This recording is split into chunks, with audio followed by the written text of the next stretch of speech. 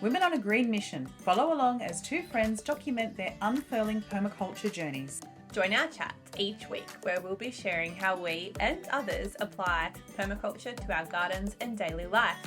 We're no experts. We're at the start of our journey, fumbling our way to a greener life. We love your company along the way.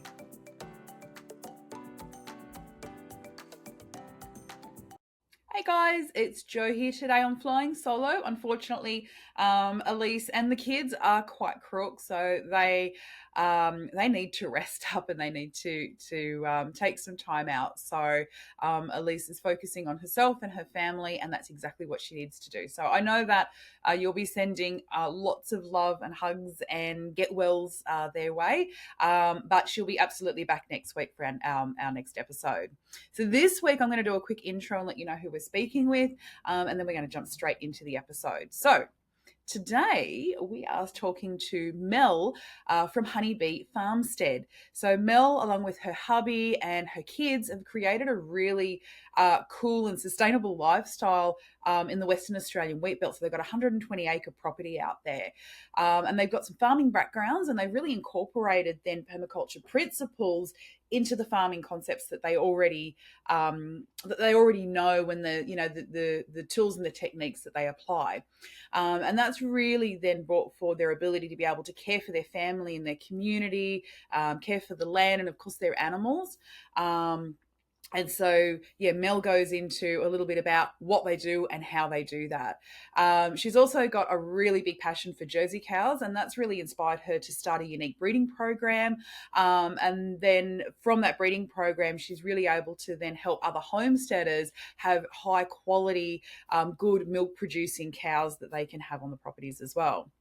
So Mel shares some really cool insights. She offers invaluable tips and inspiration for anyone who's looking to live, either off-grid or more self-sufficiently, or even if you're just looking to live a more earth-friendly lifestyle. So there's some really good tips throughout the episode. Now, Mel passes her knowledge on via her Honey Bee Farmstead YouTube channel. And Mel's one of our go-tos that we watch here very, very regularly. So I'm going to pop the link to the YouTube channel. And also they've just started a brand new podcast called the Farmstead Family Podcast, and that's available on Spotify and on YouTube as well. So I'm going to pop the links in the show notes. But without further ado, let's get in. We enjoyed the conversation with Mel, and we're sure that you will as well. Hey everyone, and welcome back to another episode of the Practical Permaculture Podcast. This week we've got Mel from Honey Bee Farmstead joining us. How are you, Mel? Great, thanks Elise and Jo. So good to have you on. It's a pleasure to be on. Before we get too far into the podcast, we just acknowledge where we're recording on. So where are you, Mel? I am recording from Balladong Country in the Wheatbelt of Western Australia. And you, Jo? I'm sitting at home in the Hunter Valley, so I'm on the country of the Wanneroo people. And I'm in the Northern Rivers, so I'm on Yagle country here. So you're in the Wheatbelt. Where exactly? Because that's quite a big geographical area, isn't it? It is. We are in a place called Talbot, which is about 15 minutes out of York, Western Australia. Okay. Lovely. And have you always been there, or? No, we've only been on this property for 2.5 years.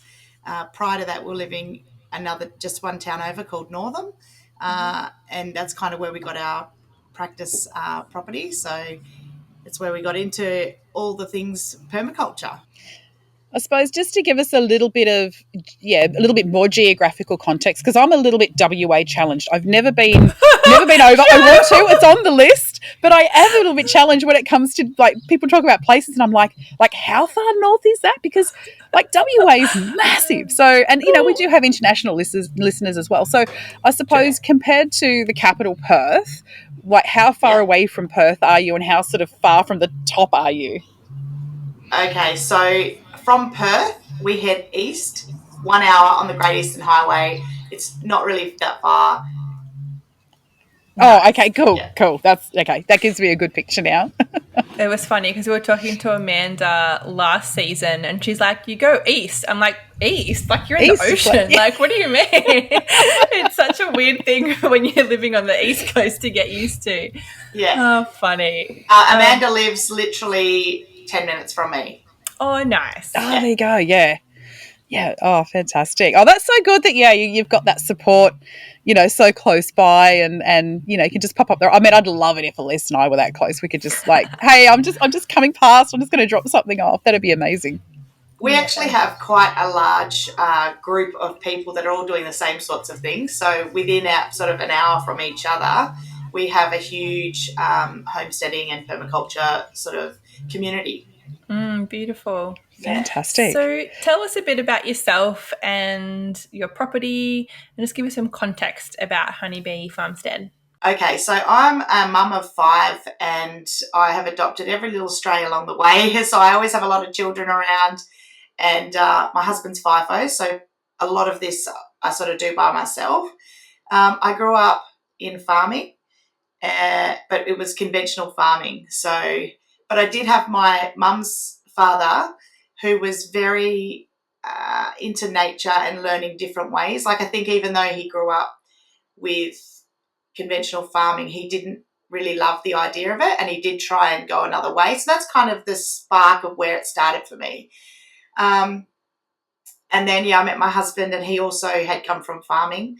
And we just decided that that was probably the way to go with the way the world is going. But we definitely cannot continue doing it the way that it was done for the last sort of 100 years. It's kind of damaging to the earth and not right. So we knew that we wanted to do it, but not in the way that we'd ever done it before. And so you had what you called a practice property beforehand. Why do you call it that, and what made you get this property, I guess? Well, it was just on the outskirts of Northam, and it was just under 2 acres. So it was big enough that we could practice growing things and how things grew in our area, how the water worked and that sort of stuff on a smaller scale. And so I just kind of called it my classroom, because we weren't yet able to financially have a farm.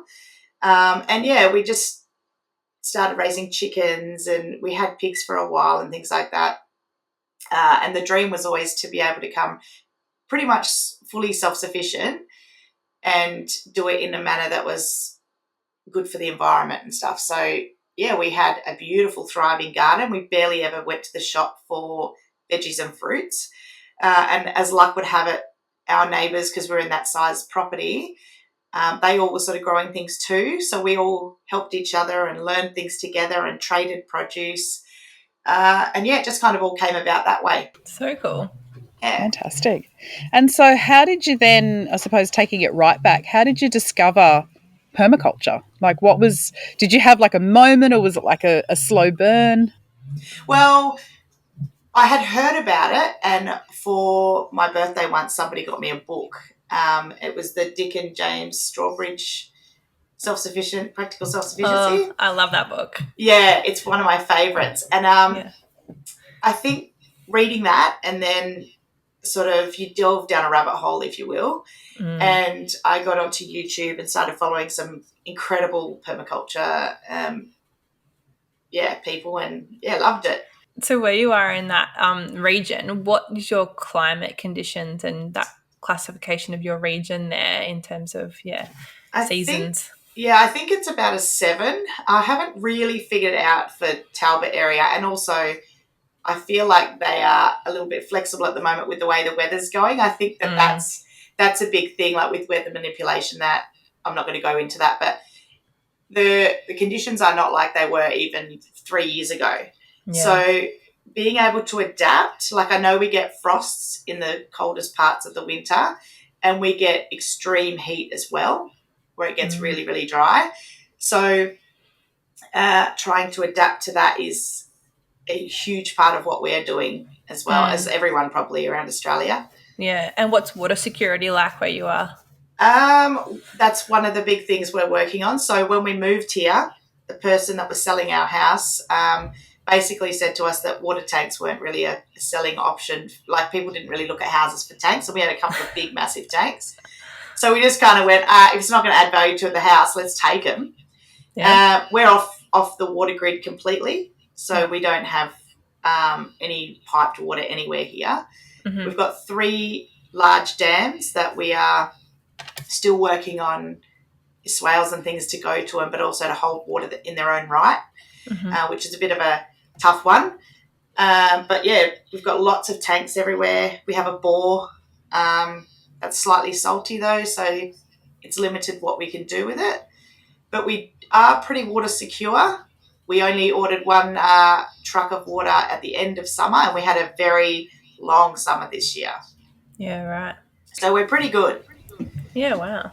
Yeah, that's awesome. That's amazing to be able to take your tanks with you, you know, because, I mean, a lot of people wouldn't be able to have that option. And I know over here, like, you know, if you did that on a property, I think people would be going, oh, I'm pulling out of the deal, man. Like, that's, you know, we want the tanks on the property. So that's really interesting. It was prior to actually advertising it. So we didn't sell it with the tanks. But when we got it valued, I said, oh, you know, what about putting that in the ad? And she goes, oh, people don't really value that. And I was like, well, I'm taking it then, don't put them in the ad. So don't put them in the ad, yeah. It comes without. Yeah. So we'd done that before we were selling anyway, so. Yeah, cool.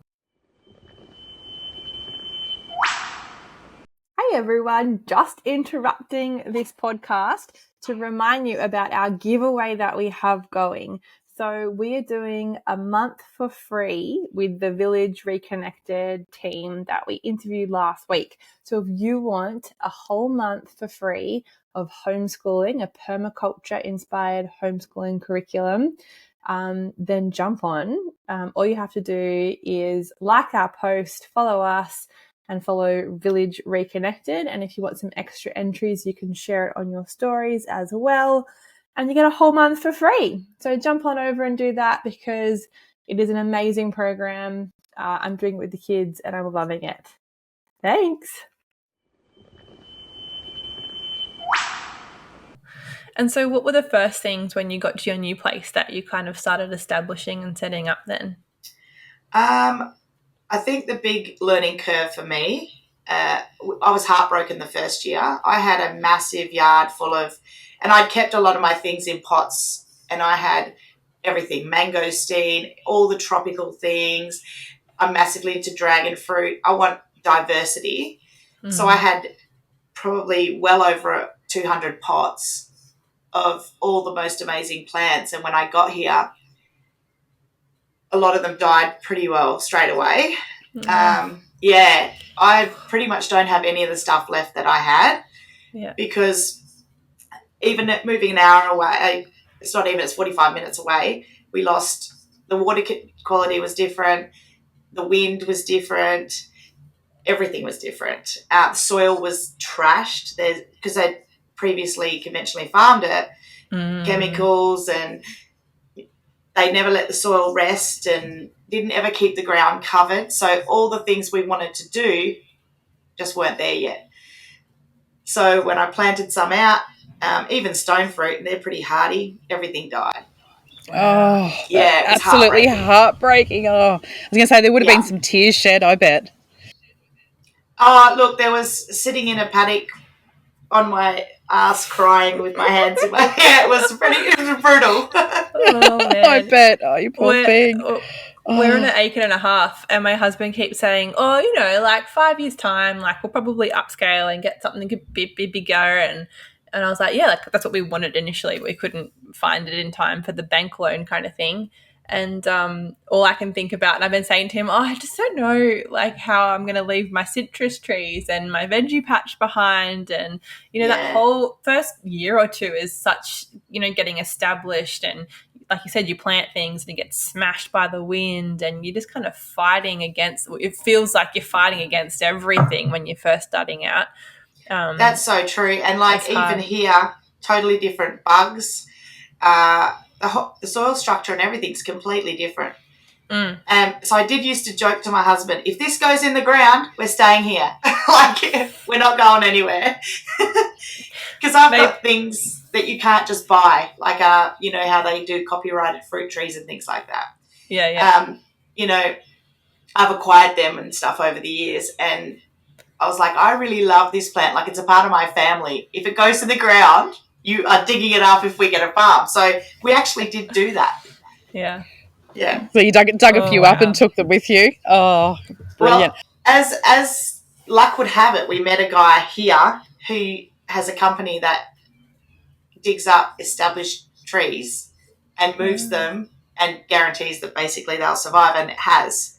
Wow. Like he takes notice of where north is and stuff and marks it on the tree. Like, he's very technical, and I did move them here. So yeah, Oh, right. fantastic, fantastic. So we wanted to talk to you a little bit about your YouTube channel as well. So you've just celebrated a milestone. So I'd like to hear a little bit about what the YouTube journey for you has been like. So what what your channel's about, why you started it, and where you're up to. Okay, so where it started basically for me was I was on a gardening page in Perth, and they ask questions and you answer and things like that, and I would get friendly with the people, and we'd see each other's yards and help each other out with things. And quite a lot of people were like, where can we learn this? Like, can you do classes? Can you run? And I've got 5 kids and a FIFO husband. I was like, that's going to be impossible. Yeah, not doing that. Yeah, like some of my YouTube videos take weeks to do because I've got little people helping me with things and they say inappropriate stuff or whatever. So, and a lot of people had said to me, why don't you do a YouTube channel so we can follow along the journey? And I was like, oh my gosh, I don't know how to do that. So I've sort of researched it a bit and started. It's very clunky if you go back to my first ones, but basically just sharing information either I already knew or I was learning along the way. And sort of a big part of that for me was being able to have those videos for my children and potentially even their kids, because, I had some health issues and, I wanted to make sure like we kept our videos and information I knew about, from my grandfather and things like that, in a central place where they could tap into them should they ever need them. And, sharing that, what, I think a lot of YouTube channels wanted to do it to get monetized and all that sort of stuff. My journey's been very slow and I've never left that path because it wasn't about that for me. And now my kids love doing it too. So they're like, oh, we planted manuka recently through our creek line because it's not just about being able to grow food for us, but it's, the wildlife and things. My son, Brock, rescues wildlife from people's yards and things like that. And we like to relocate them somewhere where they're safe and they're going to be able to, thrive and reproduce and things, because we are losing a lot of our wildlife. So that's sort of coupled in with what my kids love for the different things are and that.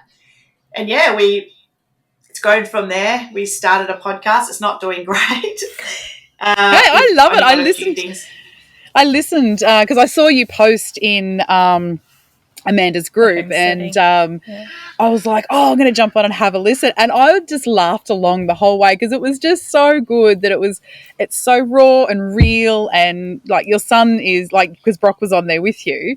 I don't know if that was the first one or maybe the next one, because like, he did talk about the wildlife rescue. And he's just such a cracker of a guy. Like he's straight up and down and speaks from the heart, and you can tell. And I absolutely loved it. It just gelled with me straight away. So, do not stop podcasting. Yeah. We want to add value. Like when someone comes on to watch your videos, I'm very conscious of you've got their attention and they're there for you. So let's not waste their time. Let's add value and let's, share what we're doing in respect of the fact that people are giving their time to you. So I don't want to put out a podcast that I don't think is going to be amazing.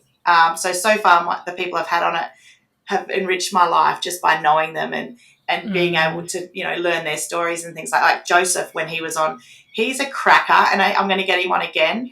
He's such a fun guy, and I'm like, why aren't you doing YouTube? That's something I'd be glued to. It's just not in his wheelhouse, but I'm so honoured to have him as a friend. Yeah. And same with Brock. Like, Brock started his YouTube channel around the time I did because he didn't fit in anywhere. He didn't fit the mould. Teachers bullied him at school, all that sort of stuff.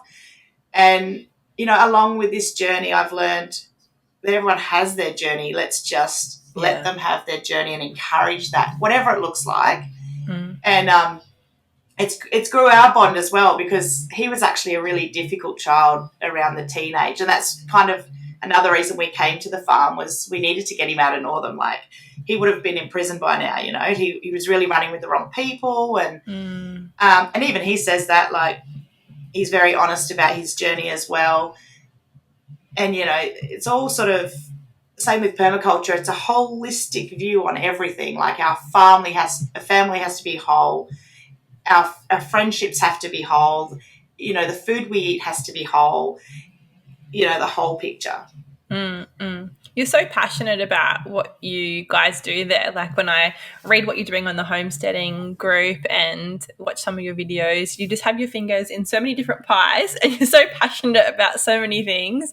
I loved the one you did with Amanda on the group about chickens. Yeah. And I think I'd like to touch on, your animals. Like you've got so many animals there. What kind of led you down that path and what are some of the big lessons you've learnt from having them there?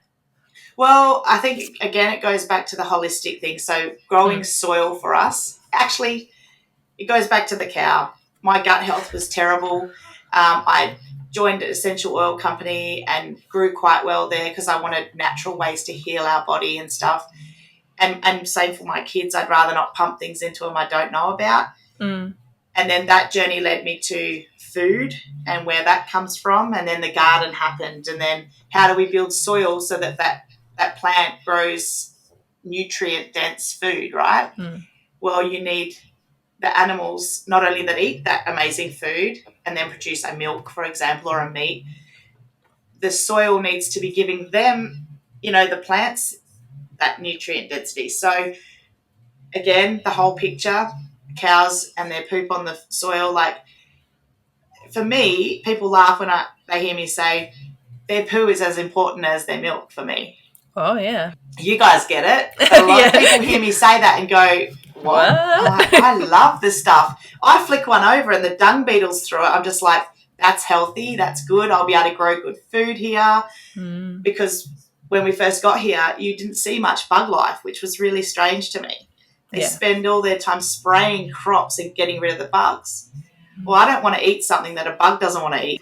Exactly. Yeah. So then, chickens help sort of keep that pressure down for bugs, but they add that beautiful, rich poop. And you get breakfast as well. Yeah. But again, and mental health. Like I watch them all, they all free range here and I love watching them. I spent hours. They're great time wasters, animals. But they're part of my family too. Like they really mean so much to me. And when I sort of started breeding cows, because you've got to breed cows to have milk, I decided that, the byproduct was a baby. And as a result, I would like to train it and have it valuable to someone else and help another homestead have the poop and potentially the meat or the milk or whatever. So, the breeding program started with the cows, but, I like their mental health to be okay as well. So we do it gently. We don't ever drive our animals. We call them with food and love, and they like to be scratched and pat and all that sort of stuff. So, they produce a happy animal with a happy product at the end of it where you're not putting them under stress. We're not ripping them from their babies. They always get to raise their babies and, just no stress. You're really tapping into that, the slow solutions. It's, letting things happen naturally, but still getting the end product. It's working with nature, isn't it? Yeah, absolutely. It's feeding your soul, like I'm happy at the end of every day that we've done things ethically and we've done things with love, and that comes back. Like if my cows get out on the road, I'm like, come on, guys, I can call them back and they're like, oh, okay, off we go. Okay, Mum. I don't have to herd them. I don't have to stress them. And, we do eat the males that we're not using. We do eat meat. The end result is like nothing you've ever eaten because there's no stress hormone. There's, people don't understand that, but you are what you eat. You stress an animal and you send it to an abattoir or whatever, you're eating stress. Yeah. So that's coming through. Yeah. And not to mention, the ethics behind that as well is if you don't need to stress an animal, why do it? If there's no need. Yeah. Yeah. The thing is, like I get on grand scale that farmers have to send them somewhere to be butchered and that because they literally can't do that many. But the entire process leading up to it, like if we were responsible for our own food, one, you're closing the loop as far as like having to ship them anywhere and wasting petrols and things like that. You're closing that loop, which environmentally is better, but you're responsible for what you do. You're responsible for your food. You know where it comes from. You know, you're not just unwrapping a packet and having no respect for it. I think that's not good for us either. And appreciation, not just respect, but appreciating the work and the time and the resources and energy that goes into producing that food. Absolutely. You don't want to waste it, and you want to use it all, and all those kinds of things that I think are a byproduct of raising animals for meat yourself. One of the biggest reasons that Amanda and I wanted to start the page, because I even have gaps in what we do.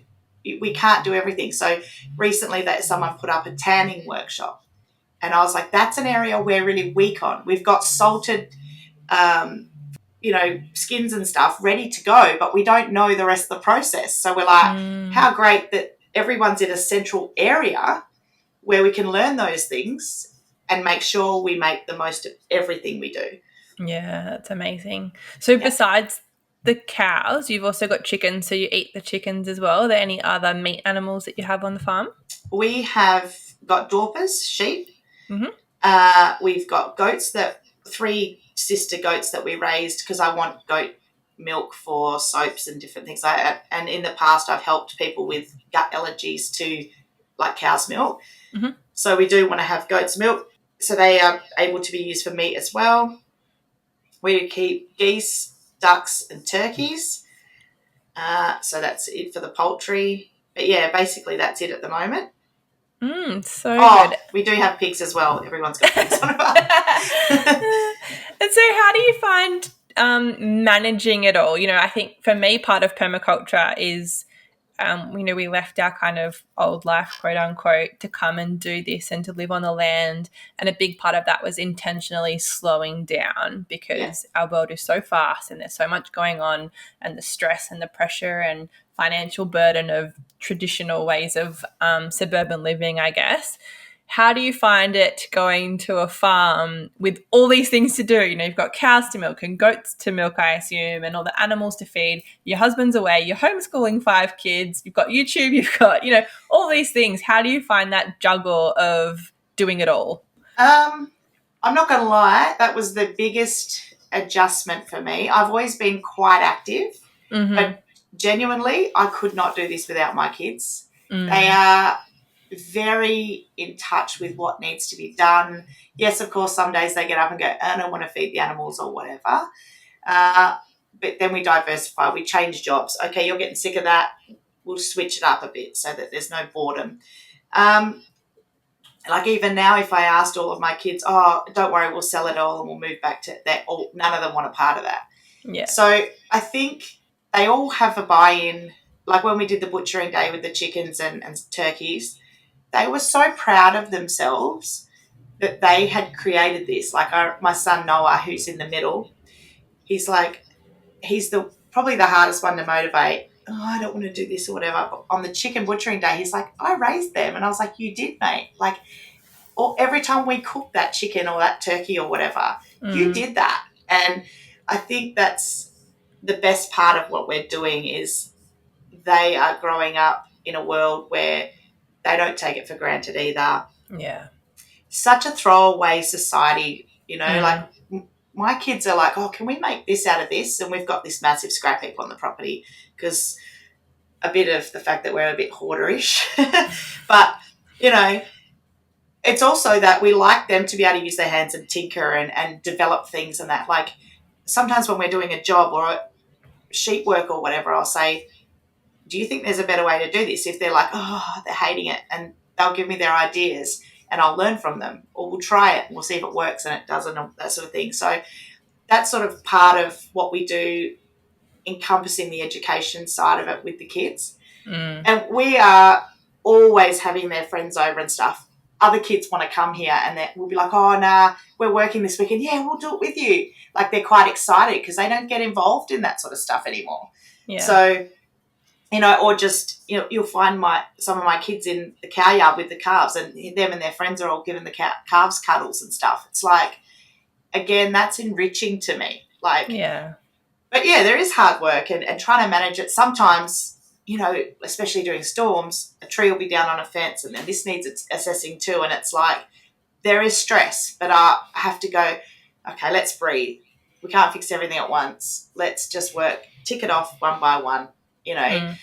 But yeah, it's definitely the kids. It's that whole partnership, and we've partnered with them, and, you know, that's why they got motorbikes.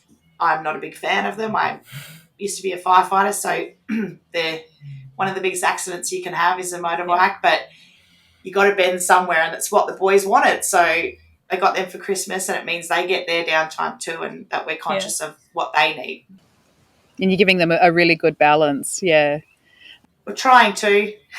I love the fact, Mel, that what you're doing for your children is you're normalizing what other kids are looking at and just going, this is so like foreign. This is like, I'm thinking about like when I was a kid, if I had, you know, friends that, you know, had property or animals or things like that, I was just like, I am there. Like I'm in the mix of it. Like I want to be in the thick of it. But for them, it was like, I'd get really excited and they're like, well, this is just normal. This is what we do. Like, this is how we live. And I love the fact that, you know, your kids and their friends being able to experience that, and they're just going to, you know, grow up and be, well, this is just how we do life. This is normal. Like, you know, going to the shops and buying stuff every week, filling our trolley up and handing over a credit card is not normal. Like, that's really odd. So, you know, I love that. Well, again, that kind of leads back to my YouTube channel. That's what I wanted. I wanted the message to be, this can be so fun too. Yes, sometimes it's work and sometimes it's hard. But as a whole, I think we've got that. We've at least got 50-50 in our home. Like, we've got it to a point where, for example, pigs, we're giving up pigs for a bit. We're not going to raise and breed pigs because they're a little bit more labour intensive, and it's not a job that we all enjoy very much. So we do regularly check in with each other and go, you know, what's causing issues on our farm? So we've changed the way we're going to do it. We're not going to raise pigs to breed them and then reproduce them. We're going to have no pigs for a bit, give ourselves a break. And if we do want pork again, we've got a friend that does wild trapping, and we thought we'd just, because he's constantly got traps full of piglets, we'll just take the piglets, worm them, and take care of them, raise them and butcher them that way. We just diversify, change what we're doing, because we don't enjoy raising pigs to breed. My oldest son's 21 and my daughter's 9. She's the last one, and they're sort of 2 or 3 years apart in between. And they all have different stages out. Like, my oldest son's moved out. So right now we have my 4 kids and my oldest son's girlfriend's living with us at the moment. And we think about what they need. Like, Brock wants to go out and film YouTube videos about the forest and the different things that you can find when you lift a rock, and, you know, cleaning up the forest and teaching young kids to clean up after themselves and pick it up, walk past it, it's your responsibility sort of thing. So I have to make space for him to be off the property for, you know, sometimes a full day or a couple of days while he's off making his YouTube videos. And, yeah, if something's becoming difficult or the reward is not as great as the actual work, then we change it and we reassess. And it might mean we do it again later, but we don't need to do it right now. And like you said, if there's pigs around you at all these surrounding farms and people, that's like a, you know, easy commodity to have access to. You've got other things that you have high yields of that you could probably barter and trade for. So it's not something that's kind of hard for you to get a hold of either. And I think that's really important for people to kind of get their heads around too, that you don't have to do it all, because you can build relationship and community so that you can rely on other people and to be community sufficient and not have to feel like you have to do it all on your own. Because I think self-sufficiency has kind of got a bad rap in that sense. Like, people say, I want to be self-sufficient, and I think that's great, but some people take that too literally and they go, well, then I don't want, like, I'm an island and I don't want any other outside kind of interaction on my farm and I want to do it all myself. But I don't think, for me at least, that's not what self-sufficiency is about. It's being able to source things and being sufficient by sourcing and gathering. Absolutely. And you know, all those different avenues, not just on my property sufficient kind of thing. You know what? I think that is absolutely, I'm glad you said that, one of the biggest things about permaculture, homesteading, self-sufficiency that people get wrong. Mm. When we're talking about self-sufficiency, it's in community. Yeah. Like, I've never been more enriched in my soul than sharing with someone. You know, like sometimes you'll be helping a single mum out who's got nothing because they've had to leave an abusive relationship, and nothing comes back to you for years. Mm. But then it will, either from someone else or from that person when they're on their feet, and you've not just created a bond where they can trust you and there's, you know, that love between each other, but they look out for you and you're spreading that message. They will do that for someone else, and that is self-sufficiency. That is where you get security in food and relationships and everything. Yeah. It's a big, it's part of the message that I say on my YouTube channel, like reach out to your community. Since we've been here 2.5 years, I've got closer friendships now than I ever had because we understand each other. We're on the same page. Like, I barter with Rustic Groves Farm down the road. You know, like I gave seeds to Amanda and she grew them all this year, so she blessed me with pumpkins. Wasn't expecting it, but it comes back at you. Yeah. And that's the biggest mistake people make.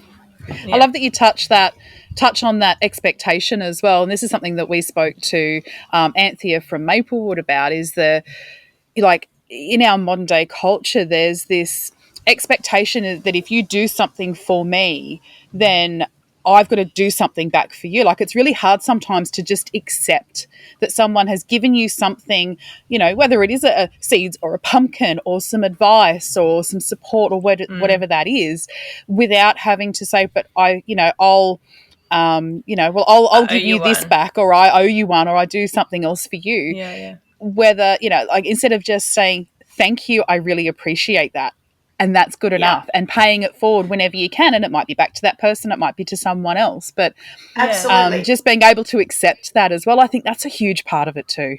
Amanda gifting you that pumpkin, the joy that might have brought her, regardless of whether it was your seed or not, she actually has got something from that. It's not physically in her hands, but she has got something from that trade and that transaction with you. It's just not tangible. And we actually did a mini episode on obtain a yield, and that was one thing that I really had to get my head around. It's like, a yield isn't a thing, a plant, a vegetable. You know, yields can be monetary. Yield can be energy. Yield can be, you know, contentment and happiness. It's something that you get from it, but it doesn't have to be a physical thing. And that really changed the way I thought about that particular principle, because up until that point, I literally was thinking about it as a physical thing. And it's really opened up my eyes to how I see that. Simple as satisfaction, you know, like you're saying, like, animals are the biggest time wasters. I love that. You know, like, I've got 2 horses that I don't ride anymore. I've, you know, lost a bit of confidence. They're getting a bit older. And I've had a few people say to me, well, why do you have them? I'm like, why wouldn't I have them? Like, they're the best therapy I could ever have. Like, of course I'm going to have them. Like, what they give me is satisfaction. Like, you know, that's enough. That's all they need to give me, is just satisfaction and joy. Yeah, I love nothing more than giving something to someone and they're not expecting it, or it just lights them up. Like, we used to, when I lived at the other place and we first had bees, I would see, like, the neighbours would be spraying their yard. So at Christmas time, I'd package up a thing of honey and I'd put a little note saying, we thank you for not spraying. We love the fresh flowers, or whatever, like a little bit of a poem or something, and give it as a gift and say thank you, rather than going, don't do that, rah, rah, rah. But when you're giving them something, and then they'd ring you or they'd message you, oh my God, thank you so much. It was like a little bit devious in that I didn't want them to keep spraying and they stopped. They stopped, right? Yeah. But they were so in love with the fact that this honey was produced right next door to where they lived, and it also opened up a conversation. Yeah. Like, some of the best conversations I've ever had, they've enriched my life, and, like, I wanted to share. That's where podcasts came from, right?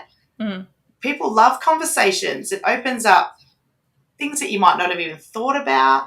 You know, like, I used to take the goats around to the kids' classes when they were little and show them a goat in milk with its baby and ask them questions. And their answers would baffle me. Like, I'd be like, where did you get that from? Because I grew up knowing it, right? Like when I remember once this little boy thought that my girl was a boy because it had balls, but it was actually her teats, her udder. Yeah. And I was like, yeah, like, where did you get this idea? How are we in a school and you don't know the difference between a boy and a girl? And then when I produced milk out of her, they were like, that's not where milk comes from. They were spitting out. It was a conversation. Wow. Like a conversation can be enriching. A gift to someone can be enriching. Receiving, like when I've lived in hand-me-down clothes because I don't like the idea of feeding into that rubbish where you just in season, and I hate it. I hate that whole idea. And when someone gives me their clothes that they loved so much they didn't want to throw out, that's a gift to me. I think, thank you. Like, that's so valuable to me. Predominantly all of my wardrobe is from someone else. And when I wear it, I think of that person. Like, it's a gift to me. Like, it's free and most people throw it away, but it enriches my life. And, you know, that's sort of what I'm saying. Like, it's all part of the big picture. Have you got any projects that you guys are working on in the farm at the moment that you want to share? Yes. So where we put our raised beds was the wrong spot initially, and that's a massive job because we filled them. So we're moving all of them again. We've had the pigs on the area where we want to put them. Mm-hmm. We need to, obviously we didn't listen to the principals well enough, and we didn't have it close enough to the house. So it was a chore going up to it. Yeah. So that's one of the things we're in the process of doing. Thank God we have a dingo digger because it might help with the whole moving of dirt. Yeah. But we've been building a massive compost pile and making soil to put in that for at least a year now, probably a bit longer, and that's sort of the project that's coming. We're actually starting on it this week where we're having to try and move some of the beds and planning it out better this time and having it more of a where we can go sit in the middle of it in a little table or a swing chair or something where we can actually be in it, enjoy it. You know, when you're there and you see the weeds, you pull them, it's natural, right? Yeah. But if it's miles away and it's a chore to go and do, we're like, we stuffed up. We need to fix this. Yeah, it's coming. So is that something that will feature on YouTube? It will. I found my channel, those videos don't do great. And so when I first got here, I'd put a video out about when we did all our orchard and we went and collected them from, stone fruit producing places. We bought them as large trees and had to put them in as large trees. So digging the hole and what you put in it, no one was really interested. They got less than 100 views. I've got them all there. Yeah. But then, again, I tap back into why did you start this, Mel? You started it just to share with your kids what we do. So I don't care if they don't get views now. I'm just going to do them anyway. It is absolutely going to be a video. Like when we did our aquaponics, no one was interested. They didn't really do well. Yeah. It's funny the things people do and don't like, though. Hey, it's really... I don't know if it's that or they don't find me because my algorithm says cows. Yeah. Right? She's a crazy cow lady. Yeah. So a lot of my viewers are like in India and that. They love cows. So I go, wow. Yeah. So, and I've got a lot of kids watching. So kids will zone out when it comes to gardening unless their hands are in it. Yeah. So I'm conscious of that, but I am going to redirect actually and go back to all the things that we do. And if they don't watch those ones, that's fine too. Then that's okay. You've still created that legacy because that's what it's about for you. So, no, yeah. If you had a magic wand, Mel, and you could wave it, what would be the one thing that you'd make appear on your property right now? It would be the gardens. Yeah, just have it happen. It's a massive gap for me, and it's not. The soil let me down so bad that I think there's actually a bit of trauma there. Like we had prolific worms where we could lift the soil at another place, and it was the best soil you've ever had. Like you put a seed in it. I actually don't ever grow seedlings. I've always just poked the seed in the ground. That's the kind of gardener I am. Because I was so lucky that we built all this soil. that you could poke a seed in and it would just go nuts. Yeah. Here, it's not even close. It's so depleted that, there's a big gap in my life at the moment, and it's gardening. Yeah.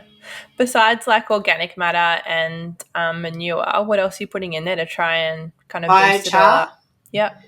I'm big on the whole lot. So every time I pass by the Mundaring Forest, which is probably about a 30-minute drive towards sort of the next highway, if they're chopping down trees and mulching, I put my head out the window and I'm like, hey, if you want someone to dump that. So I've got a heap of compost down there, mulch that's composting and all the things, the carbons and the poops and all that. I need the microbes. So there is a company doing it's called Worm Hit. They do pelletized worm castings. Okay. And we have bought chicken poop in mass quantity that we've been spreading on the paddocks and that to try and help. But we also don't want to break the soil. There's like the whole thing. So finding that balance is really hard. Yeah. We're on really heavy clay. I mean like blue coloured clay here. And I thought we'd have sandy soil because we're so close to the ocean.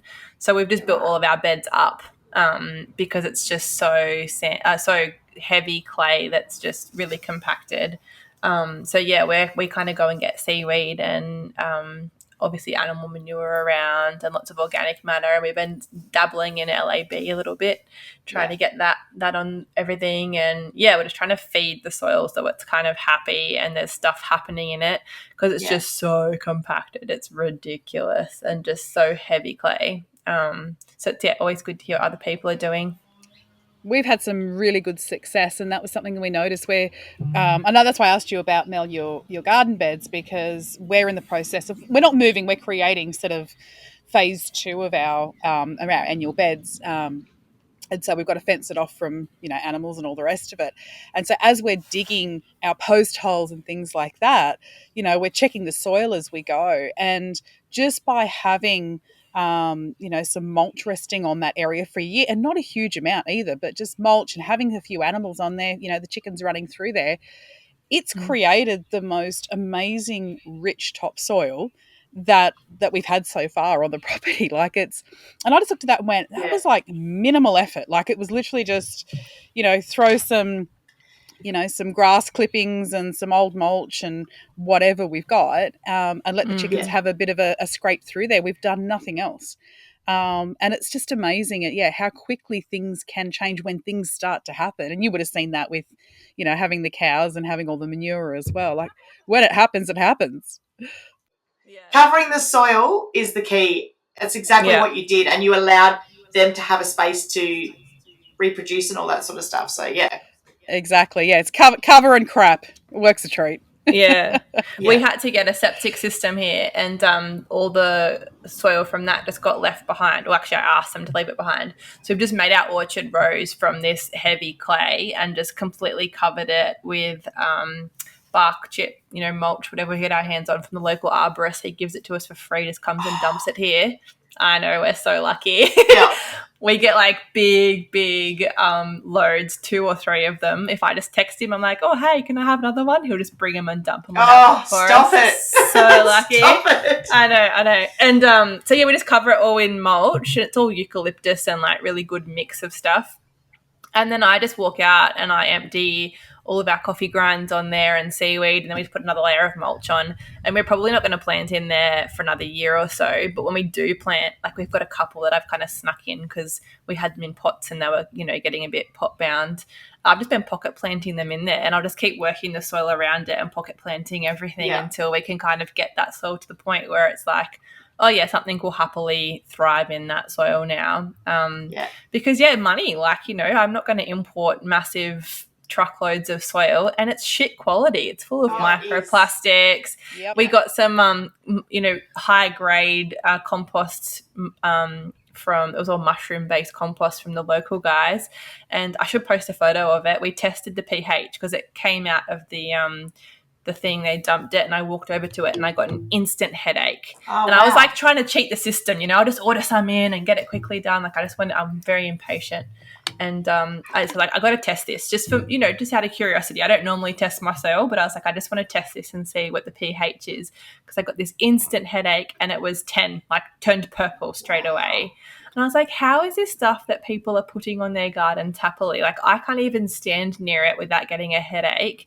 Like, what do you think it's doing to your plants and all the life that currently is in the soil? Like, it's just killing it all. Nothing can thrive in that. So, yeah, I think it's hard. Like, I'm very, very impatient. Yeah, me too. And it is something that has taught me to slow right down. Like, it's why I haven't just kept persevering with the garden, because what would happen is I get disheartened real easy, and I'll probably never garden again. I'd just go meat-based just because, whereas it's not in me. I like the whole picture. So, like you were saying about your mulch, that's such a huge gift, right? That's what we did give up on when we moved here, because we're so far away from everything. They would love to give me mulch, but it's too far to drive to drop it off, sort of thing. So I've had to go, okay, what can I do in place of that? Like, for us, it's composted hays and things from the animal feeds, but we do know that you have to bring in the carbon and all that as well. So I think as well, like, just trying to think about your area and what you need, and that's really good to see that the three of us are dealing with different things like that. And again, going back to the things we learned, like my heroes are like Jeff Lawton and Weedy Garden and Joel Salatin, who's in America. Yep. The reason I love him is because he's doing it with animals too, large animals. So a lot of permaculture doesn't involve large animals as much. It's sort of more backyard scale. Yeah. So, just learning about growing pastures and all that sort of stuff, being able to tap into what's near you. We're all dealing with different things. Clay's not a massive issue for me, but it used to be. So I'm used to gardening with that. Now I don't know what to do because the soil seems to have no life in it. So so you're dealing with a whole set of other game rules, really. You've got to learn how to play the game again. Yeah. When I used to jokingly say it's like trying to garden in Mad Max, because it's like trying to garden in this desert. It's shocking. Like, our paddocks grow stuff, but I don't think there's nutrition in it, really.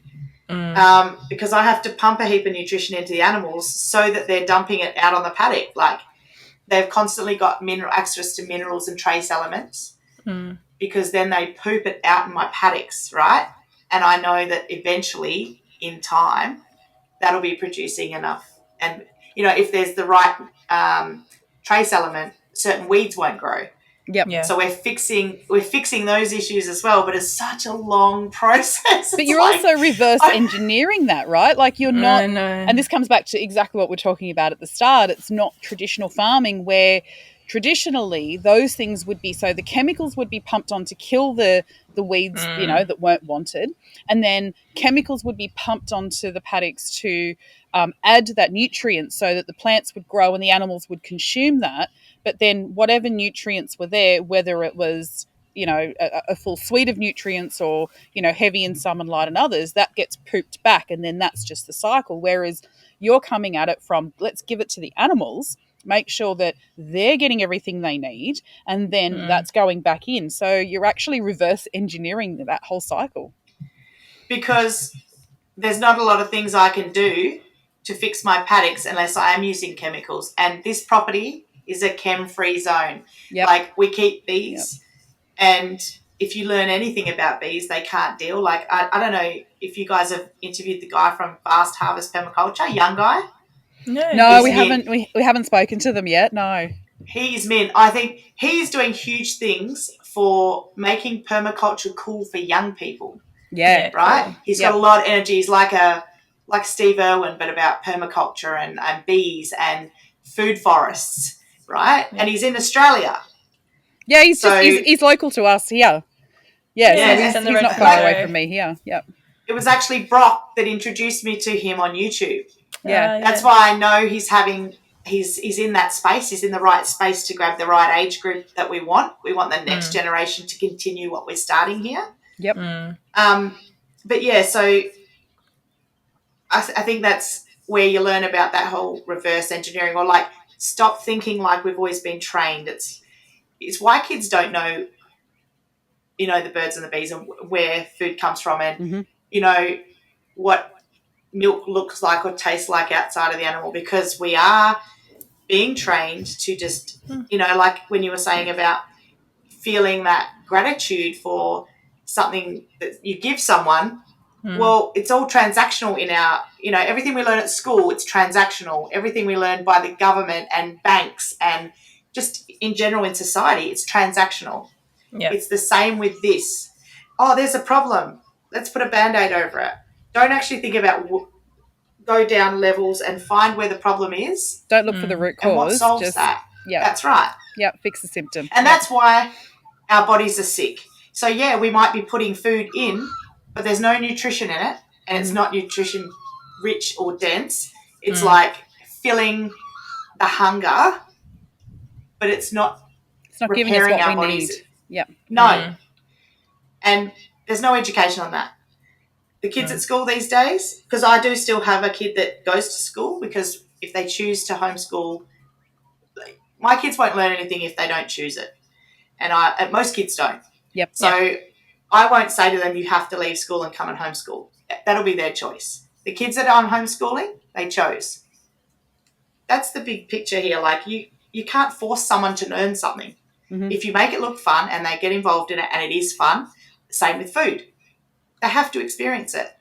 They have to know how good that orange off your citrus is, because it's got all that nutrition.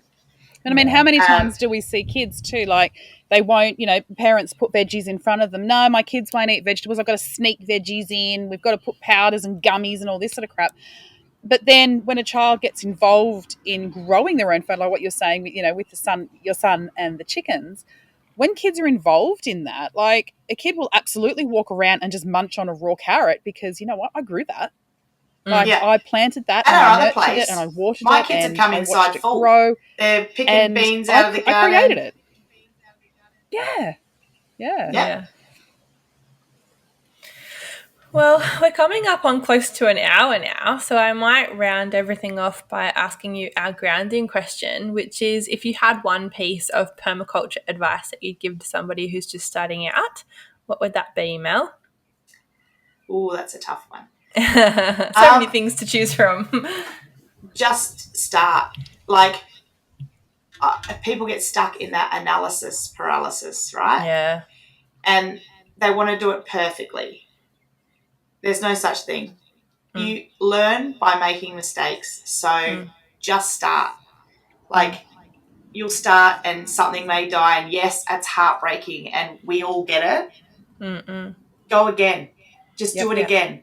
Once the sense of accomplishment you'll get from fixing that issue, whatever it is, could be 100 things, but you will know it because you learnt it the hard way. That's the best lessons, right? Just do it. Don't worry about doing it perfectly or, waiting for the right time or waiting for the right, like my soil. It's crap. I have been waiting. I've made that mistake myself. I've got to just do it. I've got to move the beds, start the gardening, and if some of the things don't work, just keep going. Just keep trying. And I think the other lesson is that like nothing has to be permanent either. Like I've done the same thing as you. I've put beds in. It was the peak of summer. I haven't seen this place in winter yet. This is my first winter here, and they're in totally the wrong spot for winter. The sun dips too low and the gum trees are blocking all of my sun. So I'm like, you know what? They're either going to be my summer beds or they're just temporary. That's their home for now. And there's nothing to say that I can't move them later on. And I've learnt that lesson. Like, my garlic's going to be small probably and I'm not getting a high yield, but, that's the consequence. And like you said, I've learnt it and I don't want to do it again and live it again. So, I think it's super important. Like you said, just start, just do it. Yes, you're going to make mistakes. I think it's an awesome piece of advice to give people for sure. My second one and the root belief for me with everything is community. So if you are struggling or like, I don't like working out, right? My body's a result of that. But if I do it with someone, it's fun. Right? So if you are struggling to get out and get it started, find one of your good mates and be like, hey, come and help me do this. And I'll come and help you do that. Like, or what do you want me to do with you? Do it with someone and make it fun. Do it in community. Like, Do the, someone that might not have the space, they may be in an apartment, but you've got the space. Get them to come and work with you and you share everything. Yeah. At least it's getting done then, like work with your community, share seeds. It doesn't have to cost you money. Trade things, gift things, and receive that coming back, Yeah. Do the swaps and community. Exactly. And it can be anything. It's, it can be knowledge, it can be time, it can just be a listening ear. Sometimes that's just enough, isn't it? Like, absolutely. I love that, it doesn't always have to be a physical thing. Yeah. Yeah. Love it. Fantastic. Well, I think that is an amazing point to end on. Thank you so much, Mel, for coming on and having a chat. Just, keep going with everything that you're doing because, we love it. You're on our telly quite often in the lounge rooms when we're when we're flicking through YouTube. We're like, oh, she's got another one. Let's watch that one. Thank you. So, we absolutely love it. And we'll make sure that we put links to your YouTube channel and the podcast as well and your socials in the show notes. So thank you so much for coming on and joining us today. Thanks, guys. I really had a great time and I really love what you're doing. Oh, thanks. Oh, we appreciate it. Thank you. All right, Dom. Enjoy your day. Bye. Thanks for listening to the Practical Permaculture podcast. Jump onto our Facebook group to keep the chat going and to look for any resources that we mentioned on today's show. Look in the show notes.